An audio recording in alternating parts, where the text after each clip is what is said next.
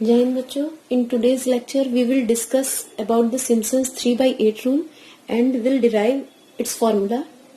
तो Simpson's 3/8 rule जो है देख लेते हैं आखिर वो है क्या। हमारे पास कोई एक फंक्शन है y इक्वल एफ एक्स, जो हो सकता है हमें एक्सप्लिसिटली या डायरेक्टली फंक्शन की वैल्यू ना पता हो, हमें x की कुछ वैल्यूज पता हो x0, x1, x2 up to xn, जो कि इक्वली स्पेस्ड है। h जहां पर हमारा है इंटरवल डिफरेंसिंग या स्टेप साइज।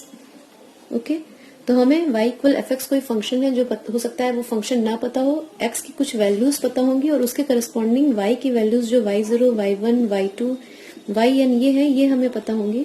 तो हम उस फंक्शन के डेफिनेट इंटीग्रल की वैल्यू x0 से xn के रेंज ऑफ इंटीग्रेशन में कुछ इस तरह से निकाल सकते हैं। 3/8 रूल है, तो 3/8h फर्स्ट ब्रैकेट में जो फंक्शन की पहली वैल्यू होगी y0 plus last value plus 3 into y1 से लेकर yn-1 सबस्क्रिप्ट तक के बीच की वो सारी वैल्यूज हम लेंगे, उन वैल्यूज को छोड़ के जिनके बेस पे 3 या 3 के मल्टीपल्स आ रहे हो, जिनके बेस पे 3 के मल्टीपल्स आ रहे हो। ओके, y1 से yn-1 तक के बीच की सारी वैल्यूज लेंगे y की, लेकिन उन वैल्यूज को छोड़ देंगे जिनके बेस पे 3 के मल्टीपल्स आ रहे हो। तो यहाँ पर दिख रहा होगा y1 प्लस y2, y3 वाला टर्म नहीं है, y4 और इस तरह आगे चल रहे हैं। फिर प्लस 2 इंटू जितने भी y के बेस पे 3 के मल्टीपल्स वाले टर्म है y1 से yn-1 तक के बीच, उन सबको यहाँ लिखेंगे, यानी y3 प्लस y6 और इस तरह से ये हमें मिलेगा। एक यहाँ पर रिस्ट्रिक्शन है कि n जो है वो मल्टीपल ऑफ 3 होना चाहिए, यानी जब भी हम range of integration, interval of integration जो हमारा है x0 टू xn, इसको हम उसको कितने सब इंटरवल्स में डिवाइड कर सकते हैं, मल्टीपल ऑफ 3, यानी इसको हम 3 सब इंटरवल्स में डिवाइड कर सकते हैं, यानी पॉइंट्स ले सकते हैं x0, x1, x2, x3, क्योंकि इस तरह से हमारे 3 सब इंटरवल्स बनेंगे। या तो हम इसको 6 सब इंटरवल्स में डिवाइड कर सकते हैं, उस समय हमारे पॉइंट्स हमको लेने पड़ेंगे x0, x1, x2, x3, x4, x5, x6, क्योंकि इस तरह से 6 सब इंटरवल्स इक्वल सब इंटरवल्स बनेंगे हमारे। और इसी तरह हम ले सकते हैं 9, तो वो उस समय वैल्यूज हमारी x0 से कहां तक जाएंगी, x9। तो आप समझ सकते हैं कि जितने सब इंटरवल्स हम लेंगे 3 के मल्टीपल्स लेते हैं, तो हमारी x की वैल्यूज x0 से स्टार्ट होके x के बेस उसी पॉइंट तक जाएगी। ओके, तो इस केस में ये रिस्ट्रिक्शन है कि हम जो नंबर ऑफ सब इंटरवल्स है उसको मल्टीपल ऑफ 3 ही लेना है। ठीक है, इस केस में और डेरिवेशन में देखते हैं कि करते क्या है, ज्योमेट्रिकल पार्ट देख लेते हैं। इस केस में जो हमारा रेंज ऑफ इंटीग्रेशन है x0 टू xn, उसको कुछ हम ब्रेक करते हैं, x0 से x3 plus x3 to x6 plus x6 to x9 plus last में इस तरह आ जाएगा हमारा xn-3 टू xn। ओके, कुछ इस तरह से हम लोग को डिवाइड करना है रेंज ऑफ इंटीग्रेशन जो है, इंटरवल ऑफ इंटीग्रेशन को। जैसे ये हम लोगों ने पिछले कुछ फॉर्मूलाज में देखा था, कि डेरिवेशन में देखा था ज्योमेट्रिकल पार्ट में, कि ये मान लिया हमारा कर्व है कुछ इस तरह से। ओके, ये है y इक्वल एफ एक्स। ठीक, ये हमारी x equal x0 equal a वाला पॉइंट है, ये हमारा है xn इक्वल b। ओके, तो क्या करेंगे, ये हम सबसे पहले x0, x1, x2, x3, यहाँ से x0 से x3 की सबस्क्रिप्ट लेंगे, x0 से x3 तक की सबस्क्रिप्ट लेंगे और इसका एरिया जो है हम कैलकुलेट करेंगे। ठीक, यानी x0 से xn के बीच फंक्शन का जो इंटीग्रल है वो निकालने के लिए सबसे पहले हम स्ट्रिप लेंगे x0 से x3 के बीच की। ठीक, उसके बाद नेक्स्ट x3 से स्टार्ट करके ये मान लिया हमारा x4 है, ये x5 है, ये x6 है। तो नेक्स्ट हम लेंगे x3 से लेके x6 तक की वैल्यूज को, यानी x3 टू x6।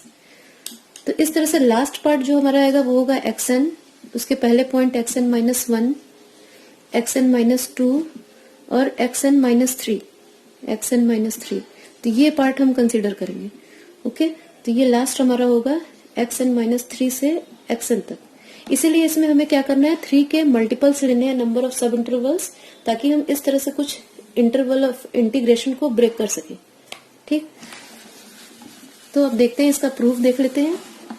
प्रूफ के लिए सबसे पहले हमें जनरल क्वाड्रेचर फॉर्मूला जो हमारा है वो ये है कुछ इस तरह से, और इसमें हमें क्या करना है, n की वैल्यू 3 पुट करनी है और जितने भी फॉरवर्ड डिफरेंसेस के थर्ड या हायर ऑर्डर के वैल्यूज हैं, delta cube y0, delta 4 y0, इन सब को हमको क्या करना है, नेग्लेक्ट करना है, क्योंकि ये सारी वैल्यूज हमारी जो है वो 0 हो जाएंगी। क्यों? क्योंकि n इक्वल 3 यानी हम जब एक बार में पॉइंट्स कंसीडर कर रहे हैं x की वैल्यूज, तो वो x0, x1, x2, x3, okay. उसके करस्पॉन्डिंग वैल्यूज जो y की होंगी y0, y1, y2, y3, total 1, 2, 3, 4, यानी 4 पेयर ऑफ वैल्यूज जो है हमें पता है, ओके। तो क्या होगा इसमें, ये सॉरी यहाँ डेल्टा क्यूब से 0 नहीं होगा, डेल्टा 4y0, डेल्टा पावर 4 से आगे के हायर ऑर्डर्स के सारे टर्म जो है सब 0 हो जाएंगे। क्यों?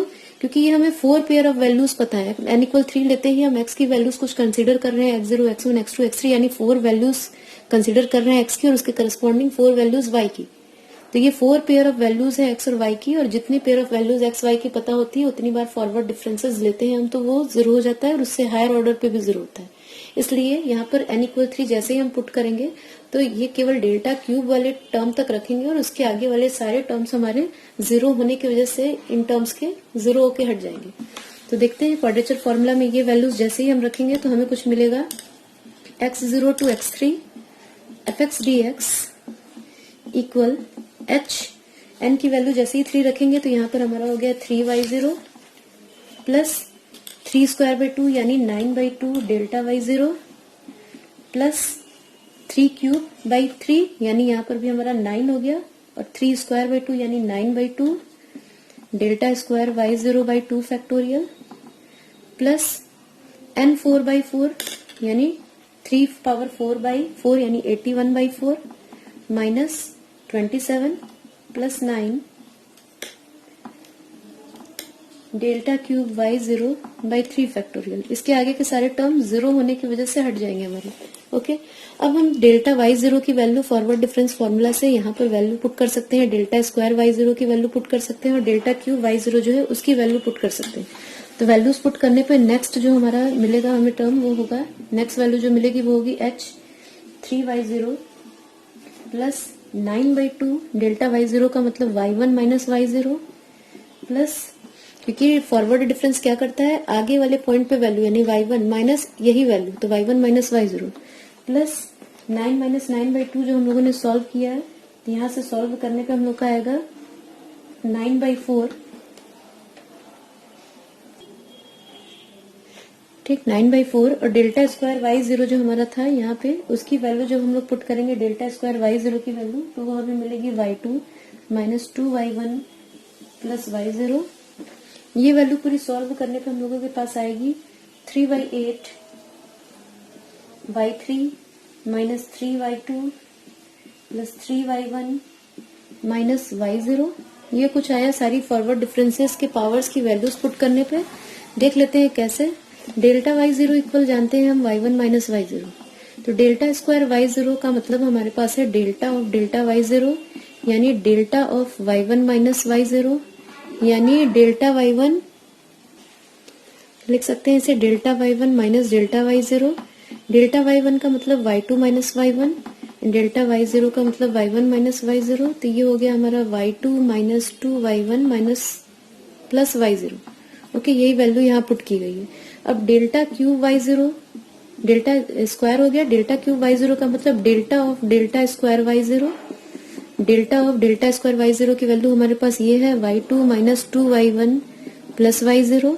डेल्टा लिनियरिटी प्रॉपर्टी से हर फंक्शन पे अलग लगेगा, delta y2 minus 2 delta y1 plus delta y0, okay. Delta y2 की जगह हम लिख सकते हैं y3 minus y2, delta y1 की जगह लिख सकते हैं y2 माइनस y1, और डेल्टा y0 की जगह लिख सकते हैं y1 माइनस y0, ओके। तो इसको जब सॉल्व करेंगे हम तो हमें कुछ ये वैल्यू मिलेगी, ओके। तो इस तरह से वैल्यूज ये हम यहाँ पर पुट कर सकते हैं। अब इसके बाद और सिंप्लीफाई करेंगे जब हम, तो हमें मिलेगा finally x0 to x3 fx dx equals 3/8 h y0 plus 3y1 plus 3y2 plus y3। ये वैल्यू मिल गई हमें ये x0 to x3 fx dx की। अब क्या करेंगे, नेक्स्ट हम x3 to x6 इसकी वैल्यू कैलकुलेट करेंगे। तो इसके लिए हमें क्या करना होगा, x0 सब्सक्रिप्ट में हमने 3 इंक्रीमेंट किया है, तो यहाँ पर भी सारे सब्सक्रिप्ट जो है सारे सब्सक्रिप्ट में 3 इंक्रीमेंट हो जाएगा हमारा। तो ये जो हमारा यहाँ पर y0 था वो हो गया y3, 3 इंक्रीमेंट होने पे ये हो गया y4 यहाँ पे हो गया y5 और लास्ट में हो गया y6। ओके, ये हो गया इक्वेशन 2। और इसी तरह करते करते हम लास्ट जो सब इंटरवल हमारा बनेगा xn-3 से xn fx dx, उसकी वैल्यू कुछ लिख सकते हैं 3/8h। ये देख रहे हैं हम, जब यहाँ पर x3 था तो यहाँ y3, x6 था तो यहाँ y6, तो यहाँ पर जब xn है तो हमारा यहाँ पर टर्म होगा yn। उसके ठीक एक पहले सब्सक्रिप्ट कम हो गया तो 3yn-1, उसके ठीक एक पहले फिर एक सब्सक्रिप्ट कम यानी 3yn-2, और उसके पहले भी एक सब्सक्रिप्ट कम हो गया यानी yn-3। ये हमारा इक्वेशन नंबर हो जाएगा n/3। कैसे? जब हमारा यहाँ पर 3 था तो ये हमारा था इक्वेशन नंबर 3/3। ओके, जब ये हमारा यहाँ पर 6 था तो ये था इक्वेशन 6/3। ठीक, तो यहाँ जब ये n होगा तो ये हमारा इक्वेशन नंबर हो जाएगा n/3। ओके, अब क्या करेंगे, इन सारे इंटीग्रल्स को हम ऐड करेंगे 1 से लेकर 1, 2 अप टू n/3 सारे इक्वेशंस को जब हम ऐड करेंगे तो हमारा लेफ्ट हैंड साइड जो होगा वो हमारा x0 to xn हो जाएगा। ठीक, यानी x0 to xn left hand side पूरा ऐड करने पे ये आएगा। उसके बाद 3/8h हमारा हर टर्म में है, तो हर टर्म में होने की वजह से 3/8h हम बाहर ले सकते हैं। उसके बाद ये हम देख रहे हैं y0 और yn टर्म एक ही बार आ रहे हैं हमारे, तो ये पहले ब्रैकेट में इसको अलग कर लिया y0 प्लस yn। उसके बाद हम देखते हैं कि हमारा जो ये 3y1 टर्म है, ये y3 टर्म देखिए 3y1, 3y2, फिर 3y4, 3y5, इस तरह से टर्म हमारे 3 वाले टर्म 3 के मल्टीपल्स वाले टर्म को अगर हम छोड़ देते हैं तो बाकी सारे टर्म्स में 3 आ रहा है, यानी 3y1 plus y2 plus y4 plus up to हमारा ये जाएगा yn-1 तक, yn-1। ओके, और उसके बाद हम देख रहे हैं ये 3 के सब्सक्रिप्ट वाला टर्म यहाँ भी है, यहाँ भी है, 2 बार है। इसी तरह y6 यहाँ पर है तो इसके ठीक बाद वाले टर्म में भी होगा। ओके, तो यानी ये हमारा 2 टाइम आ रहे हैं जो सब्सक्रिप्ट 3 के मल्टीपल्स हैं, तो ये हमारा कुछ इस तरह से जाएगा। तो ये हमारा जो फॉर्मूला था सिम्पसन्स 3/8 रूल का, उसका डेरिवेशन हम लोगों ने कर लिया इस तरह से।